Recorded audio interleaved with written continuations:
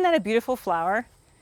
I'm Amy Ivy. Welcome to this week's edition of Today's Gardening. Today I'm going to show you how to save the seeds of some of your favorite flowers and how to bring some plants indoors for the winter. So this is one of my favorites. This is a kind of cosmos. It's an annual.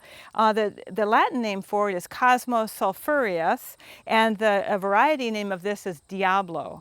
And I find that it's really hard to locate in catalogs, mail order seed catalogs and stores. So I've taken to saving the seeds year after year, so I'm sure I always have my favorite plant. And another plant that I like to save the seeds of too, just because it's so easy and it's kind of fun to do it yourself, is this one over here. It's a kind of Nicotiana. Nicotiana is called flowering tobacco. This one particular variety is called Heaven Scent, S-C-E-N-T, because it's prized for its wonderful fragrance. It has a very sweet fragrance, especially in the evening. As the sun is going down, the aroma really comes out. You can smell it just on the wind. Walking on the porch, you can smell this here. And this one has a completely different kind of seed head from the other. One of the things I wanted to show you today is all the variety there is in the plant world. When you want to go to collect, to save seeds, the important thing is to get mature seeds. If you look here, this is the Nicotiana, here's the flower, here's the earlier seed pods. They're still green, they're not ready to be harvested yet. But as you go down this flower stalk, you can see the older ones. And these dried brown pods are the ones that you're looking for.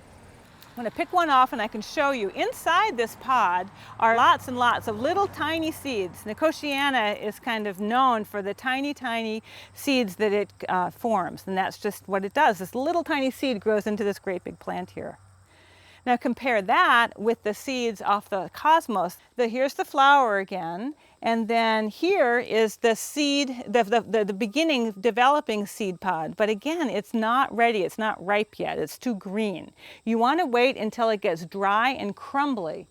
It's kind of a fine line, because as soon as they get dry enough and crumbly, on this plant, the seeds fall right off and fall on the ground. They aren't contained in a pod the way the Nicotiana are. So on this cluster right here, these long brown spiky things are the seeds. They look quite different from the Nicotiana. There's the seed of the cosmos. So I'll show you over here how I save them for the winter.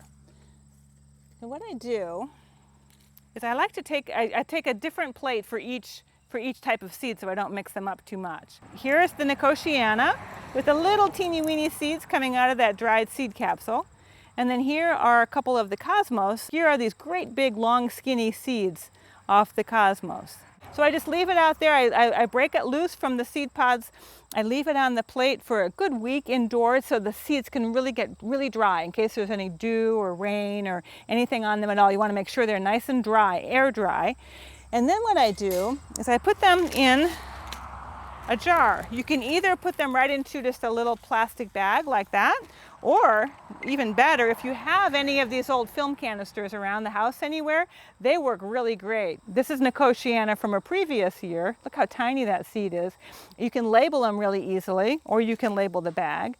And then I stick them inside a canning jar, along with any other old seed packets from the summer that I didn't use up.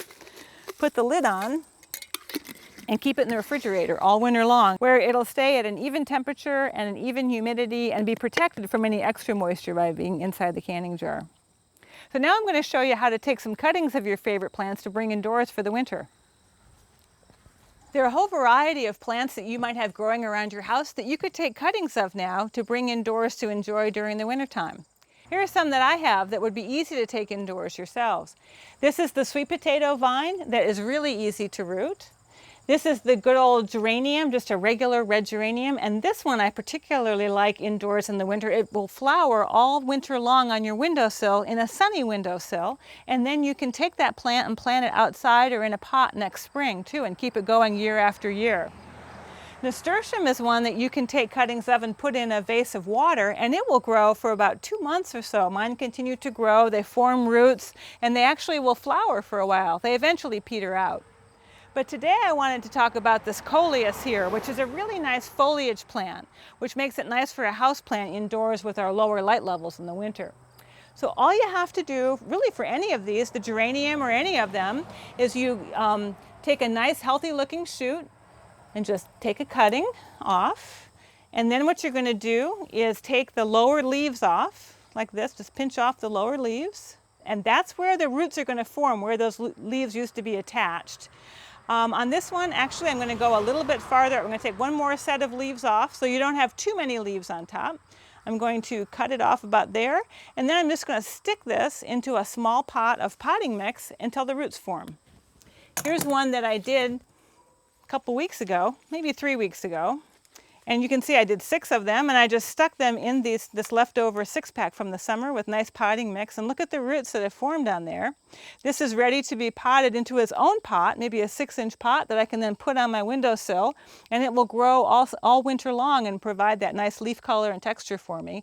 And then next spring, if I want, I could even take cuttings off of that and continue on for next spring in my garden. So I encourage you to look around your yard, check your window boxes, your flower beds, and see what kinds of plants you might have that you might want to experiment with taking cuttings of so that you can have some interest all winter long too.